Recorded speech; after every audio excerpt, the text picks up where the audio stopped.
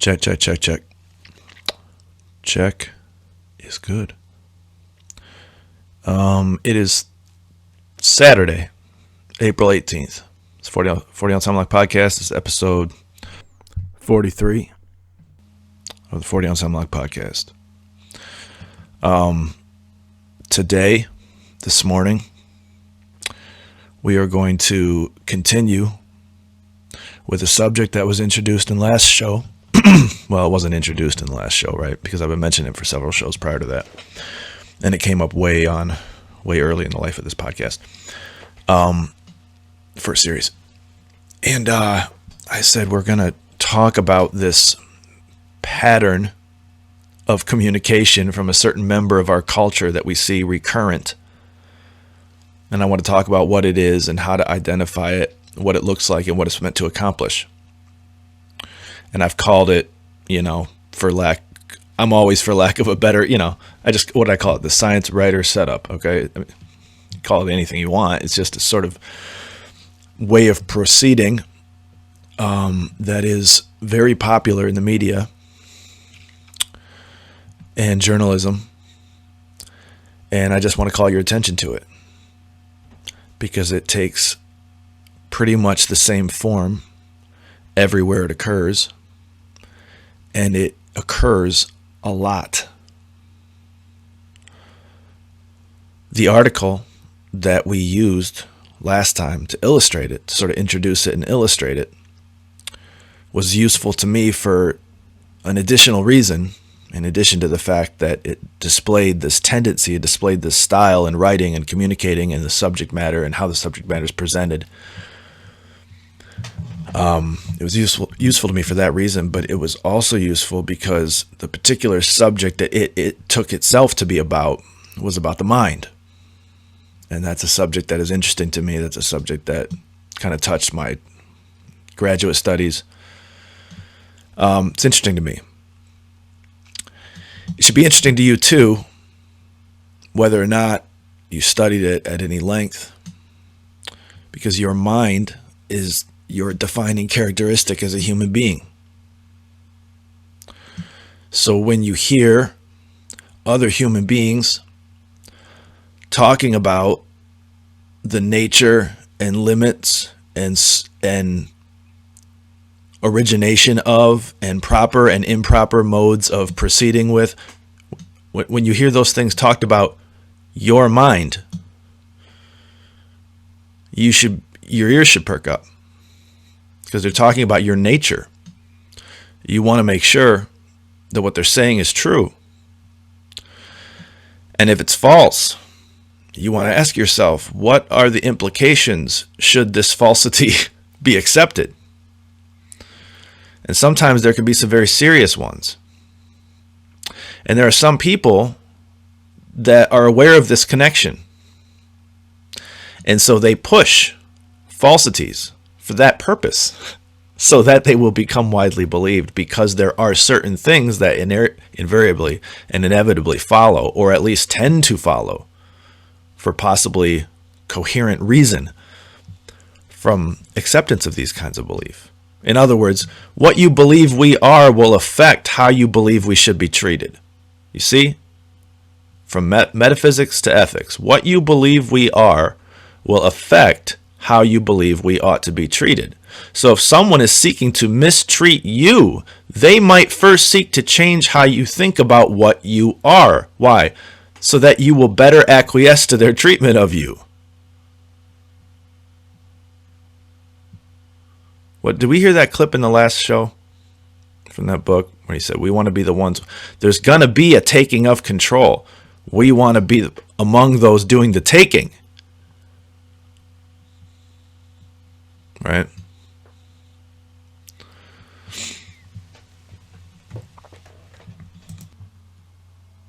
You had better be aware of how that taking takes place. And that's my reason for dwelling on what I'm calling the science writer setup here. And I feel like the example in the previous article from last show was a great example because, like I said, it touched on the mind as well. And the mind is the topic on which you are most frequently asked to revise your previous beliefs in light of new revelations. Right? Now when I say that, you're like, yeah, that's true, right? All these articles that I read are like, we used to think this, but new research shows this, and this is why you should believe this, right?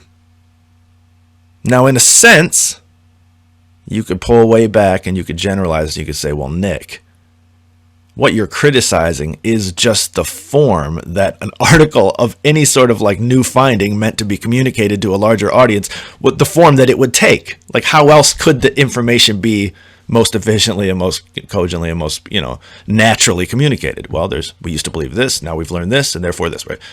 Why are you criticizing that, Nick? Like, are you getting a little bit ridiculous here? Well, no. Because what I'm further asking you to notice about this style of article, by this style of writer, by this sort of cultural type that we're calling the science writer, is that so often, in addition to the form, there's an issue of substance. Because the substance of the argument is often to the effect that what you're being asked to disabuse yourself of, what you're being asked to give up, what beliefs of yours you're being asked to revise are in one way or another, when you flesh them out, tied to your political positions. Isn't that interesting? All right. You see? So what's being done to you is that, as we said in the last episode, this is the whole function of the attempted alliance with science, because science is putatively neutral. It's putatively unbiased. It's putatively free of everything that they always try to impute the other types of beliefs with.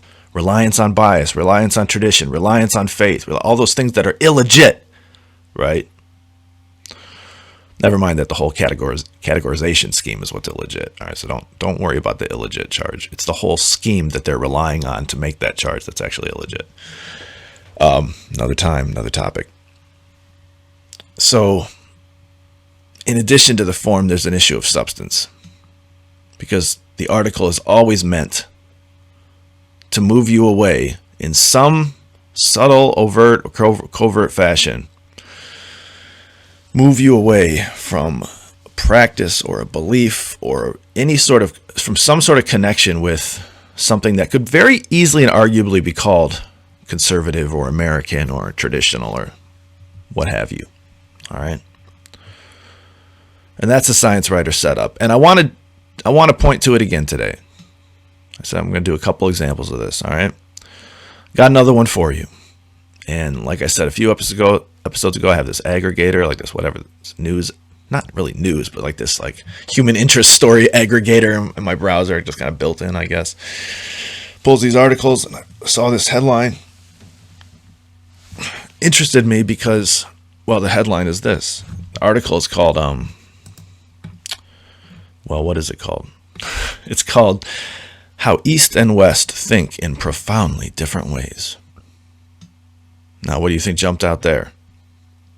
Think, right? So here we are someone's going to attempt to explain to us something about our thinking. And that is when you should go, hold on, what? All right. I mean, I know we're all busy. There's 3 meals a day plus to make, so you can't always be like, hold on, what? But it's worth your attention to understand what people are trying to tell you about the nature of your thought.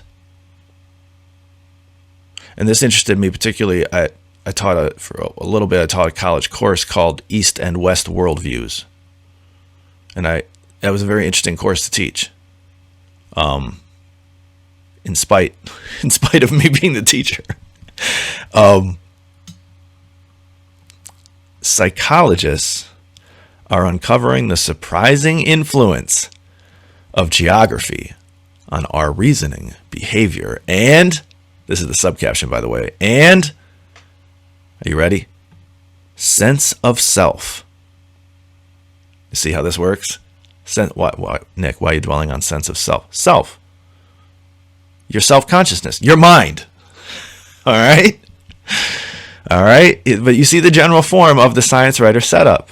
You got the naive view presented, like we used to think this. The philosophers called that the naive view, or the received view, right? Whatever. We've always thought and assumed that blank, right? And then the next thing. But there's new discoveries and findings in some, well-known or arcane field of science, right? And what's happened with those discoveries? Well, they've called our beliefs into question, right? But then when the thing starts getting fleshed out, what you notice is that I'm just trying to identify like the general contours here of the science writer setup. So that's the real broad, that's like the setup, that's like the attack. But then when the thing starts getting fleshed out, you find it feels often like the data is sort of like laid out in a way that glosses over pretty obvious questions about how it's being interpreted. And it does so in a language often that just in ways is inextricable from the desired conclusion. All right, so there's a little bit of arguing by definition going on often. A little bit of like framework assumption problems going on often. And one more thing about the way it's fleshed out, when it's fleshed out, it seems to me is that some of it seems to be a result of the naivety of the writer themselves. Oftentimes they seem uncritical, and they will recite an interpretation of findings as if it's the finding itself. Do you see? And that's why I say it seems like they're uncritical, because they don't seem able sometimes to separate the two. They will sort of build assumptions about the findings into the findings themselves and then report them as the findings, right? So, and there's another feature, there's a general contour feature of the science writer setup that I think is worth just trying to articulate. Oftentimes when it gets to like the actual specific findings, like the experiments themselves, with the experiments, if you can call anything that takes place in this realm an experiment, it's debatable. The data is the experiment is like so modeled. There's so many assumptions built into like model. It's so simplified, right? Compared to the scope and the reach of the inference that it's trying to license. It's trying to be used to legitimate. That you really have to wonder about what's pushing it over the finish line. All right. In other words, to put it in labor, it's a stretch. All right. So those are the features. Oh, sorry. And then of course, those are all but one feature of the science writer setup. What's the last feature of the science writer setup? Well, it's the conservative casualty of the new findings. There's always some favored or closely held belief or right that you're meant to then drop and or recognize in yourself as illegitimate. I guess go on believing it just as long as you recognize it as being illegitimate, right? There's the conservative casualty of the new findings. So this is sort of the general kind of outline of the thing I'm trying to draw your attention to. And I feel like we saw it in that article that we read in the last show about how new findings in the brain science mean that we should all be collectivists, essentially. Well, guess what? As I stretch, hang on one second. It's early in the AM here. Guess what? Same thing is going on here. You are meant to reconsider your non-collectivism. You are meant to reconsider your non-socialism, and it just sounds like a little human interest, historical interest piece. All right, I'm going to read it to you. Like I said, I got this aggregator, getpocket.com or something like that, and just throws these articles up in my face. I'm like, all right, I'll take a look. Let's just go through it. How East and West think in profoundly different ways. Psychologists are uncovering the surprising influence of geography on our reasoning, behavior, and sense of self. The article begins, as Horace Capron first traveled through Hokkaido in 1781, He searched for a sign of human life among the vast prairies, wooded glades, and threatening black mountains. The stillness of death reigned over this magnificent scene, he later wrote. Not a leaf was stirred, not the chirping of a bird or a living thing. End quote. It was, he thought, a timeless place, straight out of prehistory. How amazing it is that this rich and critical country, the property of one of the oldest and most densely populated nations of the world, should have remained so long unoccupied and almost as unknown as the African deserts, he added. This was Japan's frontier, its own version of the American Wild West. The northernmost Japan's islands, Hokkaido was remote. The northernmost of Japan's islands, Hokkaido was remote, with a story. The northernmost of Japan's islands, Hokkaido was remote, with a stormy sea separating it from Honshu. Travelers daring to make the crossing would have then had to endure the notoriously brutal winters, rugged volcanic landscape, and savage wildlife, and so the Japanese government had largely left it to the indigenous Ainu people who survived through hunting and fishing. Sorry, I know I'm getting really NPR on you right now. Just bear with me, okay? I'm going to keep reading this, and then we're going to comment. All that would change in the mid-19th century. Fearing Russian invasion, the Japanese government decided to reclaim the country's northern land, recruiting former samurai to settle Hokkaido. Soon, others followed suit, with farms, ports, roads, and railways sprouting up across the island. American agriculturists like Capron had been roped in to advise the new settlers on the best ways to farm the land, and within 70 years, the population blossomed from a few thousand to more than 2 million. By the new millennium, it numbered nearly 6 million. Few people living in Hokkaido today have ever needed to conquer the wilderness themselves. Here it comes now. You see what's happening? It goes on. And yet psychologists are finding that the frontier spirit still touches the way they think, feel, and reason compared with the people living in Honshu. All right, I'm going to pause here. See what's happening? There's a frontier spirit. I don't know. What is that? I don't know. It has to do with like the mentality and beliefs and general like dispositions and proclivities of people in sort of like remote living places, right? Geographically remote places, right? And it turns out that we found it in this place that we wouldn't have normally expected to find it, right? So what are we concluding from this? Well, maybe it is that this set of characteristics and tendencies, right, are really just a result of that sort of lifestyle. Why is that important? Because if they're just a result of that sort of lifestyle, then they don't stem from anything deeper or more abiding. They are what you call contingent. They just, they came about via this way, but they might have come about or not come about. It's just a conditions thing. It's an environment thing, right? They're not tied to anything beyond that, so they have no connection with anything deeper. So they're circumstantial. So they're not necessary now, you see? And they can't be argued for on the basis of their sort of like objectivity. They're not objective. They're historical, and history is contingent.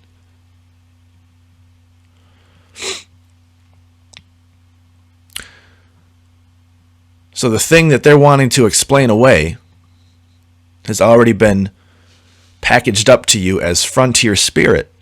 And that term is going to be used and meant to connote a lot of different kinds of qualities and properties. So you should already be skeptical because there's a whole package, there's a whole bundle of things that are going to be by illusion tied to this, but it's all being captured under this heading, frontier spirit. And you might, if you were scientific, right? What would you want to do? You want to take each one of those and judge it on its merits, right? And ask some critical questions. But no, it's a package, right? Anyways, I'll keep reading. Few people in Hokkaido today have ever needed to conquer the wilderness themselves, and yet psychologists are finding that the frontier spirit still touches the way they think, feel, and reason compared with people living in Honshu, just 54 kilometers away. They are more, now here's the list, pay special attention. It goes on. They are more, what are they? What are the Hokkaido folks versus the Honshu folks? They are more individualistic, prouder of success, More ambitious for personal growth. Do you feel the property's taking on a slightly derogatory tone here? Last one. And less connected to the people around them. I think, man, Nick, you're being super dramatic. It's because I see something and I'm wondering if you do. And I know I see it. I'm just waiting for you to see it. All right. What did we say? This term, frontier spirit, is going to be used to vaguely allude to a package of properties, some of which are going to seem innocuous, and others are going to be a little bit more indemnitory of he who might display them. All right. These are articles aimed at you. They are articles aimed at eradicating, or at least sometimes the yeoman's work, right? Just at undermining certain traits that you take to be important about yourself. If you want to reshape a society, you have to reshape the society's conception of itself. If you want to reshape a society's conception of itself, you have to reshape the individual's conception of themselves. To reshape the individual's conception of themselves, you have to reshape the individual's conception of their self, their mind. And thus, there's here, as case in point, their psychological tendencies and their values. All right. So I know, like I said, I know I sound dramatic, but this is actually pretty serious. All right. I just want to draw your attention to the subtle gradation in quality, or you might say degradation in quality, of this enumerated list of personal characteristic traits. All right. They are: 1, more individualistic. 2, prouder of success. Okay. 3, more ambitious for personal growth. Well, that almost sounds like avariciousness, right? Or some sort of vice, right?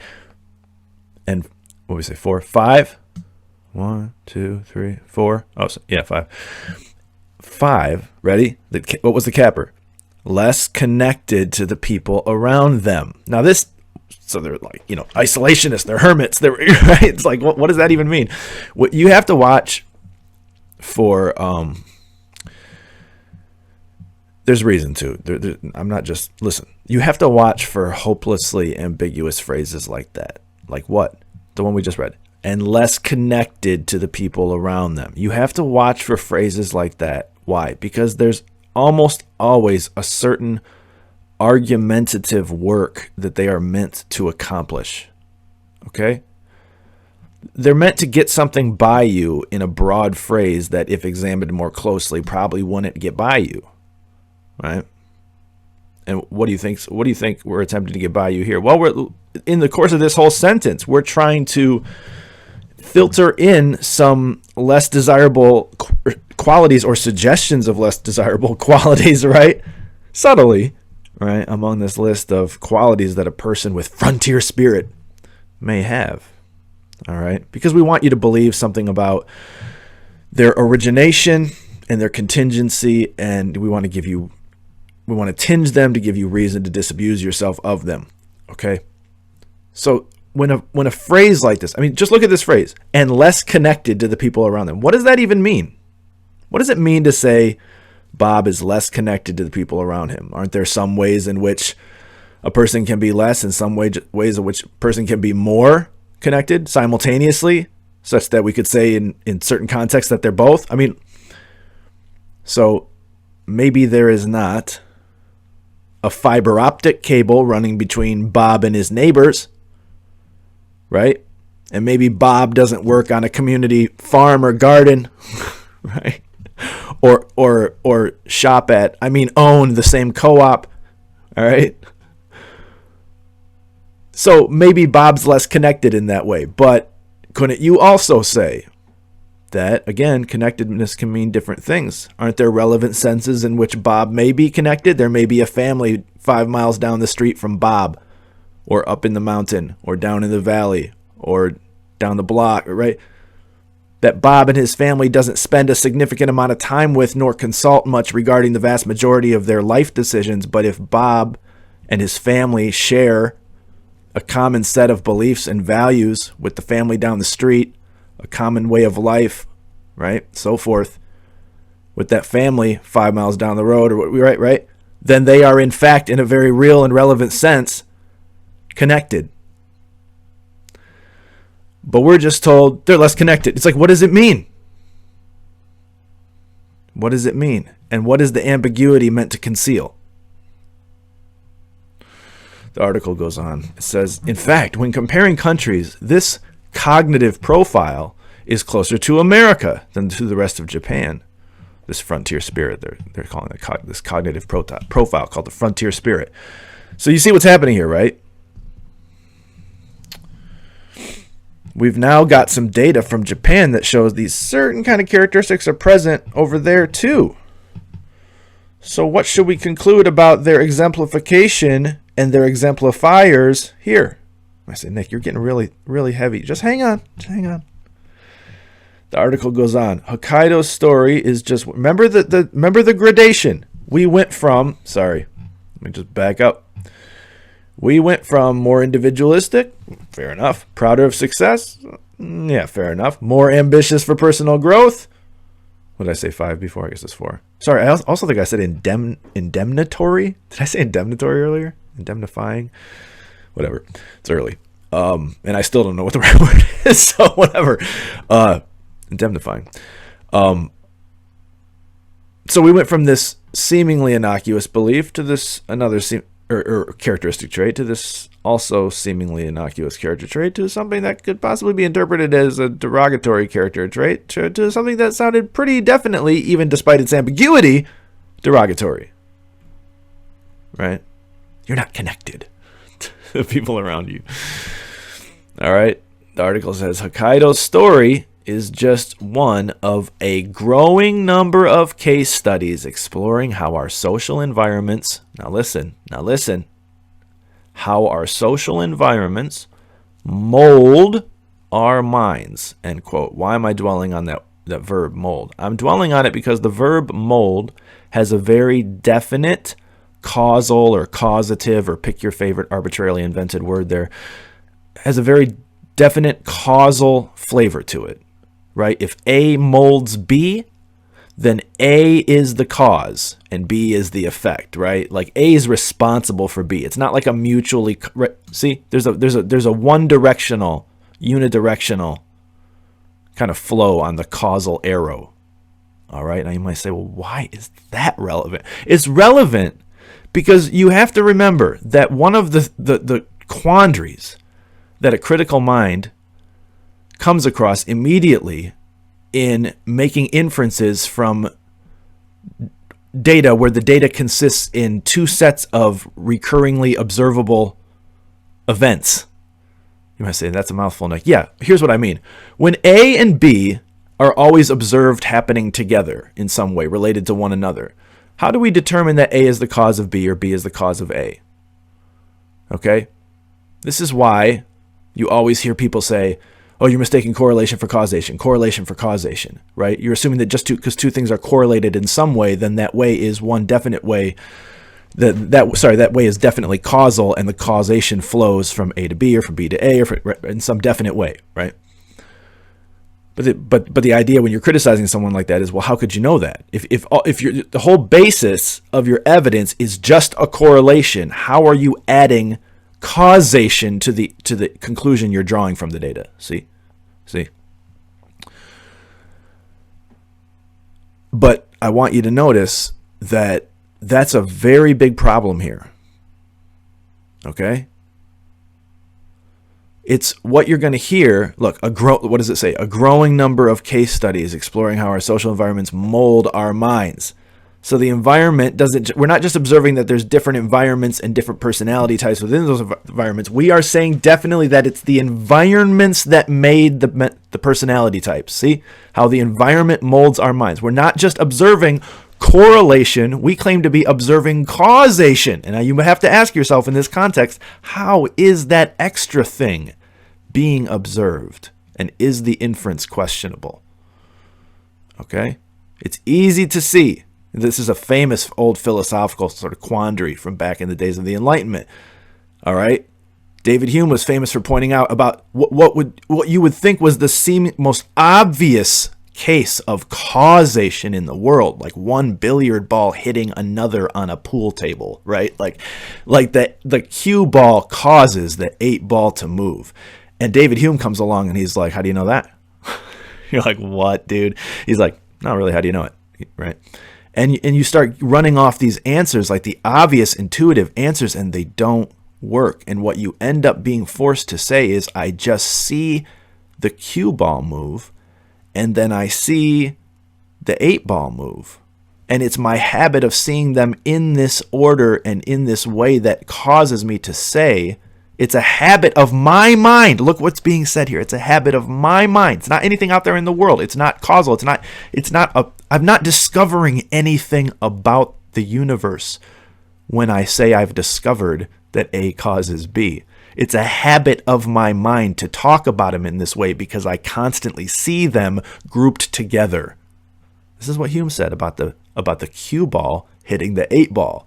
And more generally about our statements to the effect that, no pun intended, A caused B. They're just habits of mind.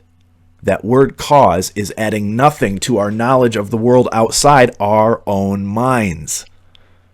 Okay? But look what's being said here. I will read the sentence again. Hokkaido's story is just one of a growing number of case studies exploring how our social environments mold our minds. Here, A is not being said to be associated with B. It's not being said to be correlated with B. Well, it is, but the point is even stronger than that. It's said to be causing B. And you must ask the sayer of a statement like this, how do you know? What beyond the mere correlation are you observing? And if all you're observing is the correlation, then how do you know that people didn't move out there because they had those traits in the first place? You feel me, dog? I mean, they were samurai, right? I'm not up to code on my samurai code, you know. But I think I remember that they're pretty stoic, pretty resolute. You know, they got a little bit of that profile. It might go some distance in explaining a greater degree of fortitude. I'm just doing some armchair psychology here, just speculating. It's not even an armchair. It's like a rickety old garage sale kitchen table chair. So you see what's going on here. Here's the article closes this section. It says, wherever we live, a greater awareness of these forces. Ready? No, it doesn't say ready. That's me asking you if you are ready, because I want you to appreciate the things that I'm saying come to fruition in these articles, coming to fruition in these articles. All right? Wherever we live, it says, a greater awareness of these forces can help us all understand our own minds a little better. Now, I'm going to gloss over a little bit of the rest of this article, but I want you to understand, because I don't want to lose you. I think you're here up to this point, but I feel like if I deep dive now into the meat of the middle part of this article, I could lose you. I want you to hear this here in case you turn off my podcast now. What do you think is going to be the thing that this author wants you to understand about your own mind? I'll give you 10 seconds. Tick-tock. Okay, listen. Here's what it is. What did we say it was? What was it in the last one? There is some trait that you have. There is some disposition you have. There is some value you hold. There is some psychological tendency you display. There is some, did we say personality trait? Whatever. Insert whatever fairly synonymous phrase, right? There is something about you that needs to be changed. And it turns out that thing is historically tied, conceptually tied, culturally tied in all sorts of ways, tied to your sort of more traditional conservative American outlook on life. In other words, your non-collectivism. I kid you not, that's where this is going. That's where this is going. All right? So I'm not making this up about this style of article, what they're meant to do, and what they're trying to accomplish on the surface and beneath. This article is going to go on to identify. Now watch how subtle this is. Watch the trick. It's going to identify as one of the most important sort of case in point personality traits. It's going to identify what it calls individualism as being a sort of like unwitting outworking of the frontier spirit, or the way of life that molds the mind that then displays the frontier spirit. Molds the mind, right? See? Individualism. Okay? But now, notice what's being done as this is being done. Individualism is being cashed out as and described as a merely psychological trait. This is the gravy. Like, this is not what I was just drawing your attention to. I was drawing your attention to the fact that it's individualism itself that's under attack. But I want you to notice that within the course of the attack, within the opening volley, is already concealed a conclusion about individualism that is doing its own work. And that's that individualism is just a trait one may or may not display, and it just has to do with like it's not tied in any way to a deeper value about that which is being said to be individual. It's just individualism in the abstract. Humans. We're talking about humans. Human person. That's the thing under consideration. You can't lose sight of that because the abstractions will obscure your thinking. How East and West think in profoundly different ways. And lo and behold, what we've discovered is that out in the East, they're not so on individualism. And therefore comes the conclusion later on.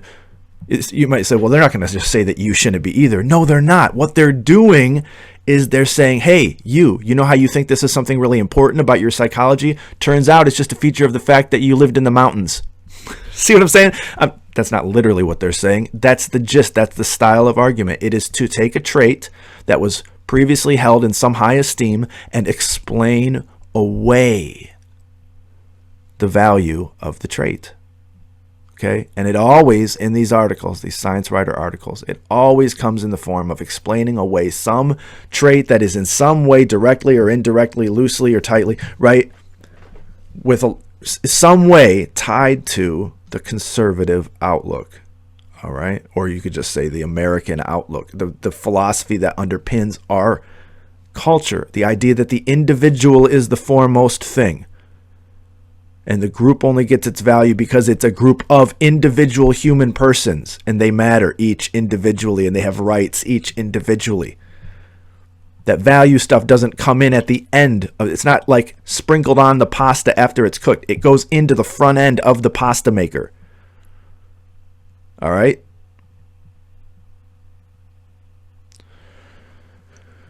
So basically what the article does here in the middle is it says, well, heretofore, so here's the explanation of how we didn't recognize this stuff before. We've just been essentially interviewing for our psychological experiments and studies. We've just been interviewing a very narrow group of people, like Westerners. So dumb, right? It's like, well, of course, then you would know. Right? You're surprised that your data's skewed Western, right? What? No, this is just like a favored move. Okay, it's like it's to make it seem like all scholarship that has come before was intrinsically or structurally racist because of the profiles of the subjects that it would take for its data that it then took to be indicative of the whole population. It's projecting. It's classist. It's racist. It's structure. It's racist in just the same way that they say it. That everything is racist. All right. It's just an imposition of subjective categories. So then it says, well, now that we've sort of taken into this into account, that we've been interviewing not the wrong folks, but not enough folks, right? We found some differences. Oh, and lo and behold, the article says some of the most notable differences revolved around the concepts of, should I wait? Individualism and collectivism. That is, whether you consider yourself to be independent and self-contained or entwined and interconnected with the people around you. Now notice the dichotomy here. Well, of course, both of these things are absolutely true. So why are you making it seem like this is an either or and you fall into one of these camps or the other? It's because it wants to redefine individualism in a way that it can then explain away and move you, nudge you to disabuse yourself of. That's why individualism is being short-sold here as merely considering yourself independent and self-contained, and the decision is being cashed out as choosing between that or being entwined and interconnected with the other people around you. Obviously, you're both. But look what it tacks on to interconnected with the other people around you. It says interconnected with the other people around you, comma, valuing the group over the individual.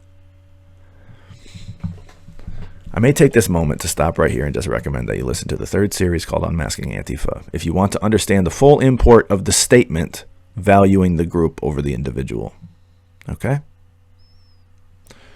The article says, generally speaking, though there are many exceptions, of course, there's the disclaimer, people in the West tend to be more individualist, and people from Asian countries like India, Japan, or China tend to be more collectivist. Well, yes, this isn't something that we necessarily needed this article to tell us or any new data to tell us. In fact, it's very understandable why that's the case.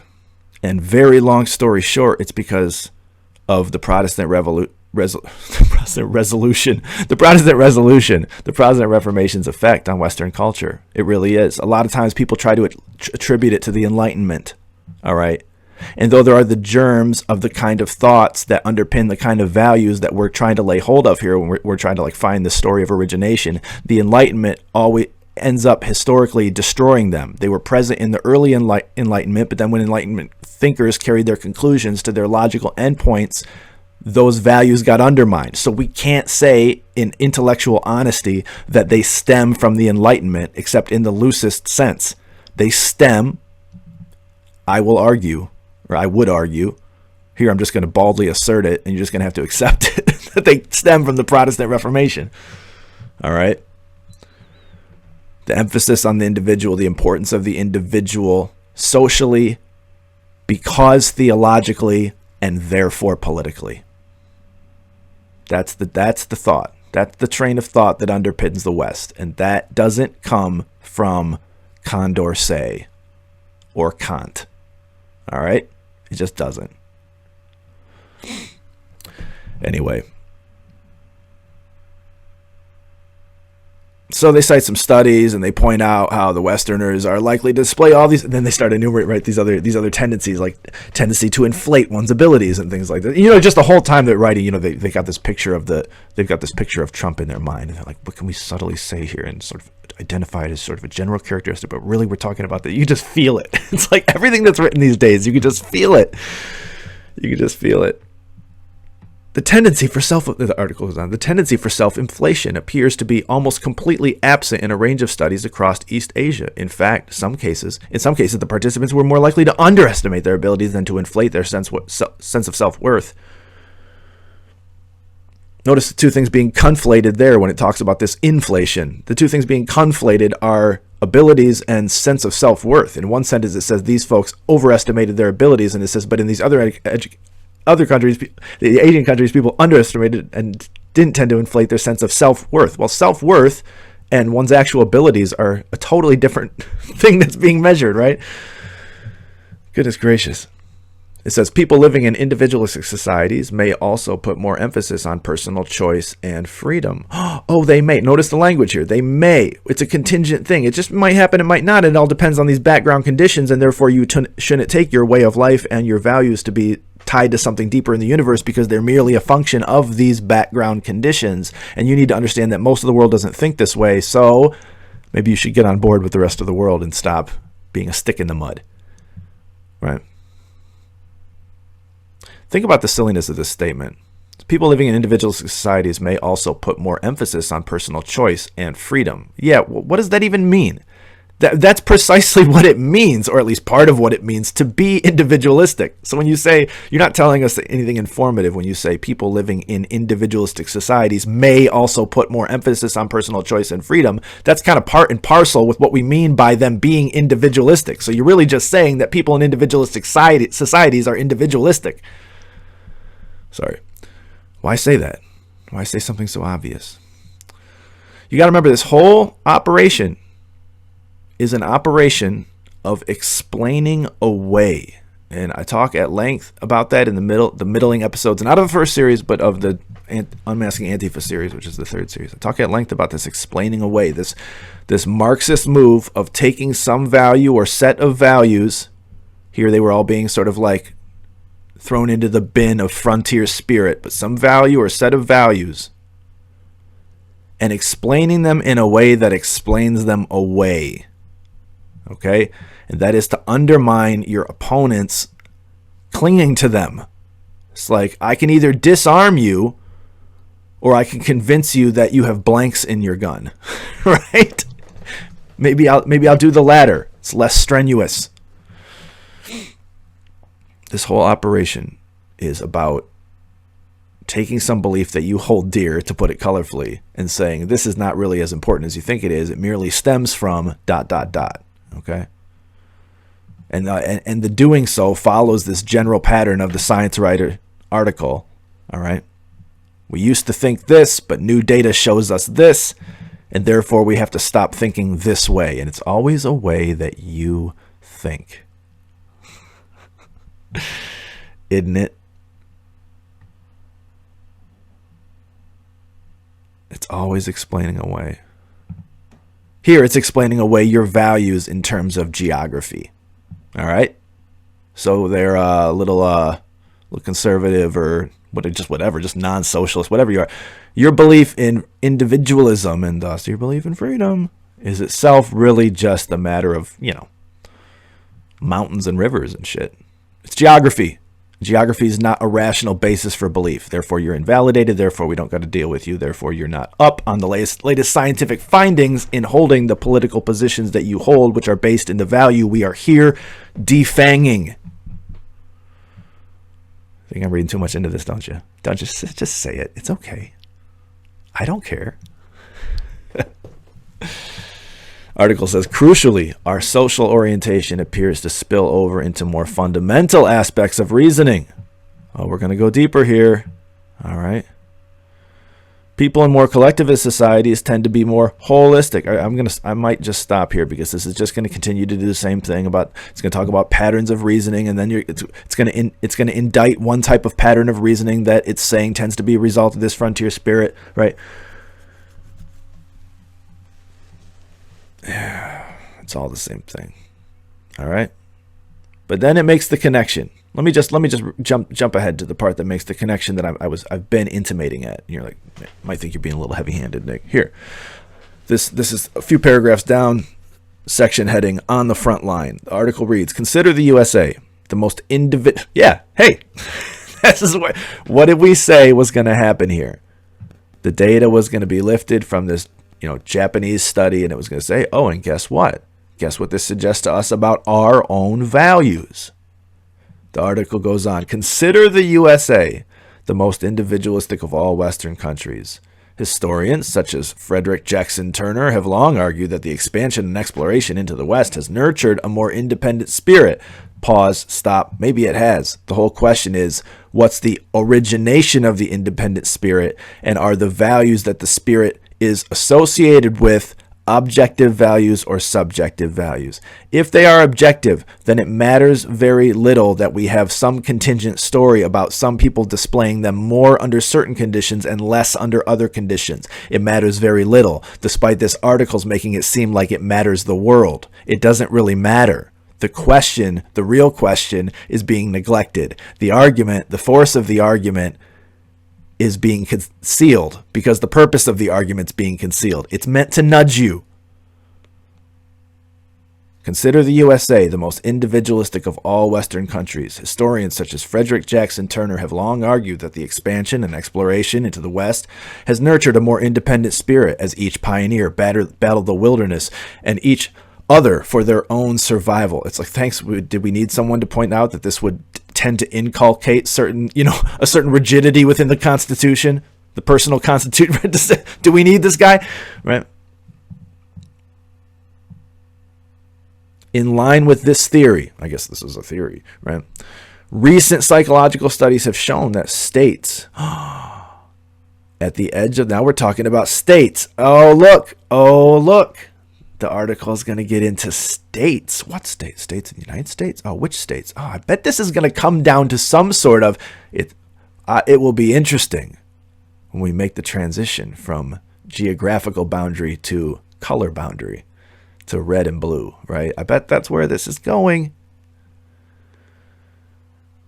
In line with this theory, recent psychological studies have shown that the states at the edge of the frontier, such as Montana, tend to score higher on measures of individualism. To confirm the voluntary settlement theory, however, psychologists would want to examine a second independent case study as a counterpoint. It's for just this reason that Hokkaido proves to be so fascinating. Look. What does it matter? What does it matter? How does it help us to know that conditions can cause certain traits to be exemplified in some groups as opposed to groups where they're not, those character traits, the need for those character traits is in the foreground, right? How's it help us to know that? That's not really the point of the article, right? The point is to say, hey, it's very clearly to say, hey, that individualism thing you prize so highly?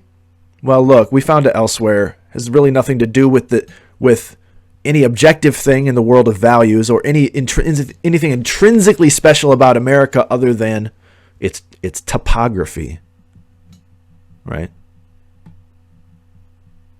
It's just the frontier spirit. You're just a bunch of mountain men, right? I mean, anyway.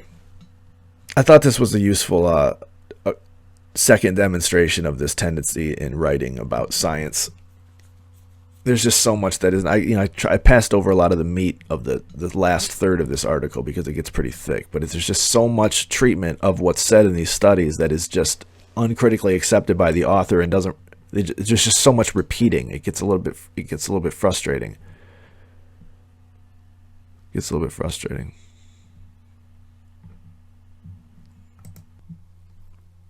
I just really want you to see the mood and the gist and the attempt that an article like this is making. All right? I wanted you to see how individualism, collectivism became the focus.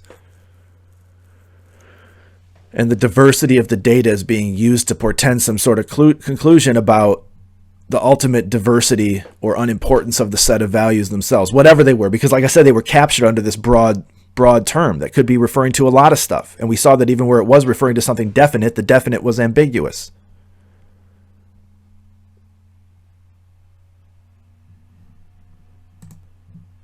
Let me just read you one more paragraph. I want you to really understand what's going on here.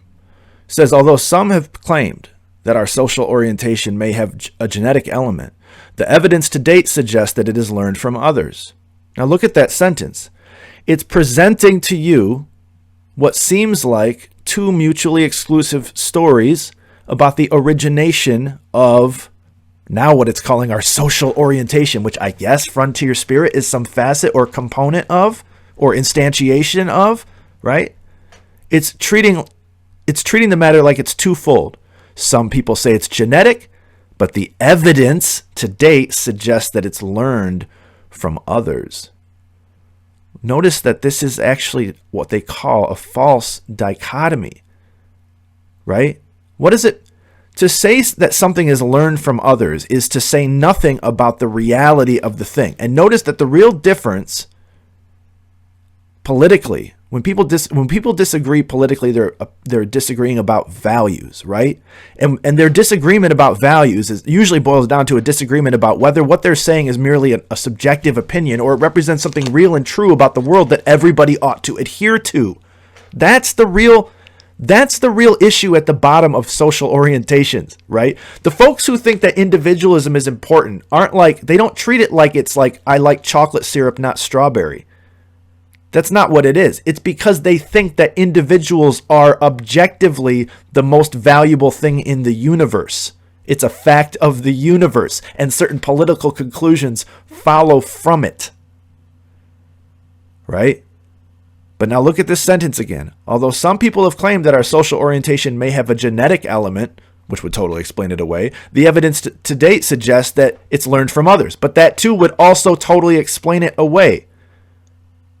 Or it would seem to. The suggestion is that it does. But you know what?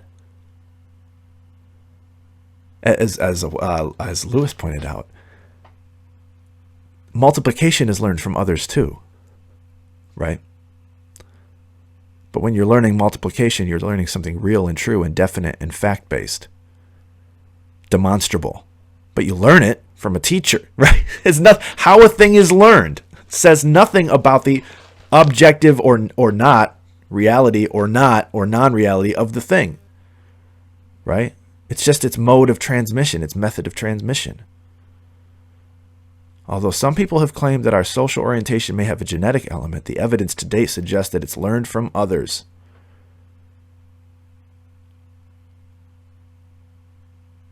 So you're valuing individualism in the West is just a different style. Look, it's being cashed out as a style of thought. And styles of thought just depend on where people live and what their ancestors faced. That's what's going on here. All right? And it's all based on new evidence. No, it's not. It never is. Again, that's a false dichotomy. Our social orientation may have a genetic element, but new evidence suggests that it's learned from others. Well, so be it. If it's learned from others, that says nothing about whether it's a real thing that is right to think as opposed to other things or not. That's a totally different question. So the question of individualism versus collectivism that they introduced, I didn't bring that in. They introduced that. That's a question that's not going to be settled by this data. Not just for reasons of the data's and like the interpretations, like the hopeless stretches involved in the logic, but just because it doesn't address the core question. The whole core question is glossed over. And the glossing over is demonstrated in that false dichotomy in that last sentence that I read to you. Like we said, just because, like we said, maybe they moved to the mountains because they were samurai, right? Maybe they had the tendency to do stuff like that in life because they held those values. You can't say, well, why did they hold those values? You're not going to say, well, I mean, I guess you could say because their parents had tendency to do other types of things, right? But eventually we're going to have to come to the chicken or the egg, right? And you can't just conclude from the fact that these traits are present in certain areas and not others, that the traits themselves and their value and their ultimate importance and significance is just a function of geographic places that they've been displayed. That's absurd. That is absurd, but it's what new findings are meant to teach you via the science writer. There's a ton of these. Listen, there's a ton of these. You know, it's hard to pick. You could just do a whole. So you could just read these endlessly and do the same kind of analysis. It's the same form always, and it's always the same kind of conclusion. Something about the political right needs to go. I mean, just pay attention. That's what it is, and it comes from the presumed neutral point of science, but it's not neutral at all, and it's not science at all 9 times out of 10. Anyways, I just want to give you another example of that. That should be it. Like, I think this is episode 42. I'll probably break away and do something else for 43. We'll see. And it's like, I close and reopen my browser. Another one of these pops up that's worth talking about. It's 49 Sound Block Podcast. My name is Nick. See you next time. Go on. Check. All right. Actually, real quick before we get out of here, I feel like I left something open that I sort of set up at the beginning. I want to make good. I know sometimes maybe my claims at the front end of the show seem a little bit far-reaching or, like I said, indemnitory, which is not, I'm pretty sure that's not a word. I want to make good on something I said earlier that I don't think I really gave you an illustration of. And I said that one of the features of the science writer setup, as I'm identifying it here and describing it here, is a sort of use of the data or citing of the data from experiments that seems very naive. It seems naive because of the sort of uncritical way that it sort of just seems to accept and recite what was found by the experiment. And that just leads me to further infer, like I said earlier, that the science writer themselves often is a person that doesn't really have a scientific faculty. It doesn't really have a critical faculty to sort of realize in themselves those kinds of assumptions. Okay, I just want to give you an example of this from the article. Remember when we were talking about the change in language to social orientation, identifying these values about you, these dispositions that you hold, or tendencies that you hold, or traits that you have, or beliefs that you have, or all of the above grouped together into some sort of fundamental, or right, this thing called the frontier spirit. It called that a social orientation. And it says this social orientation appears to spill over into more fundamental aspects of reasoning. All right. Again, now whatever explaining away was successful at the level of social orientation is now going to be, the conclusions are going to be extended to different types of reasoning, or maybe conclusions that whoever is advancing this data doesn't like, right? Look. People in more collectivist societies, I just want to show you the lack of critical ability of the writers of this kind of stuff.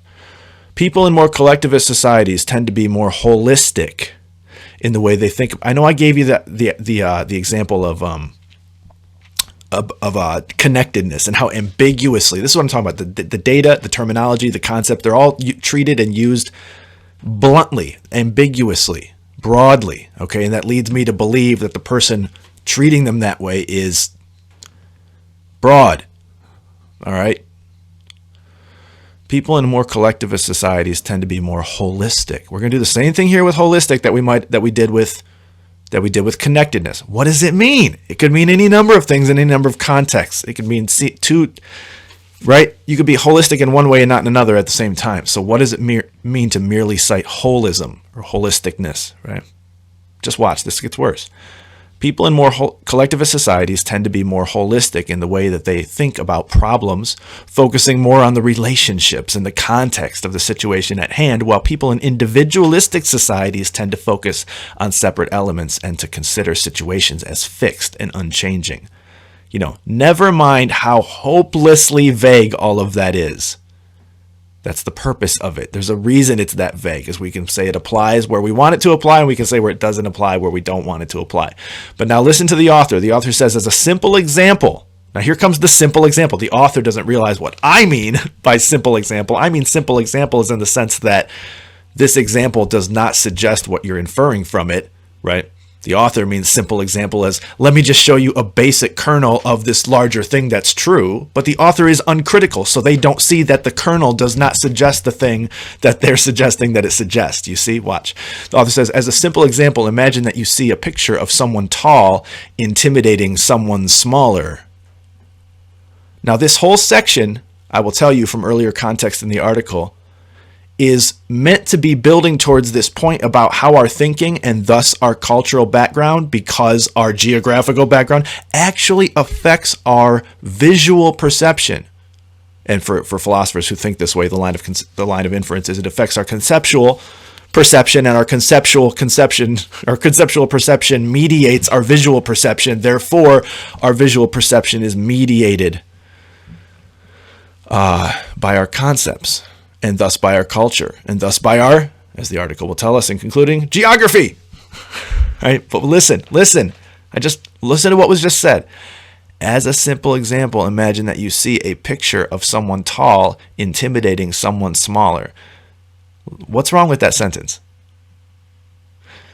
The whole backdrop here is about conceptual repertoires and conceptual apparati, I don't know, infiltrating and influencing, or as the verb we saw earlier, molding, right, the way we see and thus how we think, right?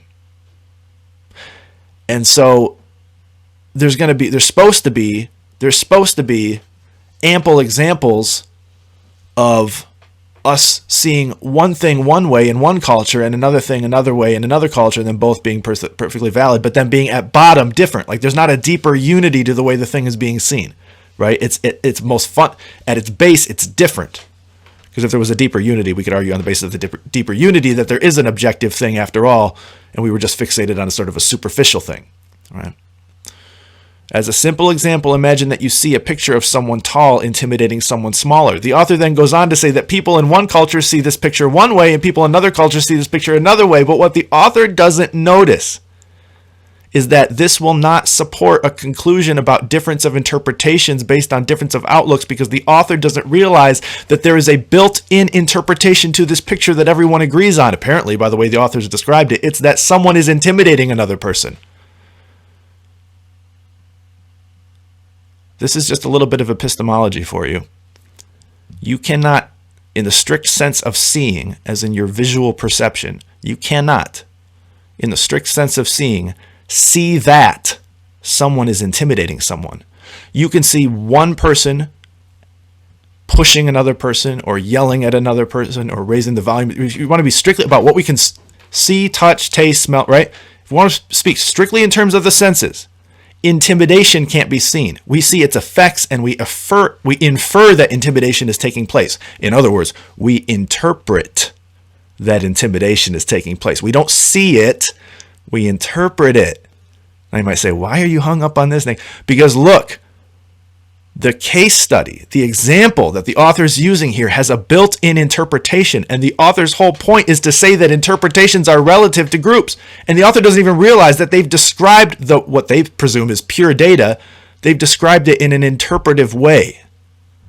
You can't see that someone is intimidating another person. So we might say, if all parties to this argument of all the different groups that the author is citing here agree, or it would seem that they do have some sense that someone's being intimidated, and they only differ on why, right? Then the author's point is destroyed, because the author didn't realize that in making this point about interpretation, they were building interpretation into the data. Whatever. I just want to use this as an illustration of how the science writer, though setting themselves up as this communicator of analytical, technical, scientific thought, they're usually not. They're usually parroting.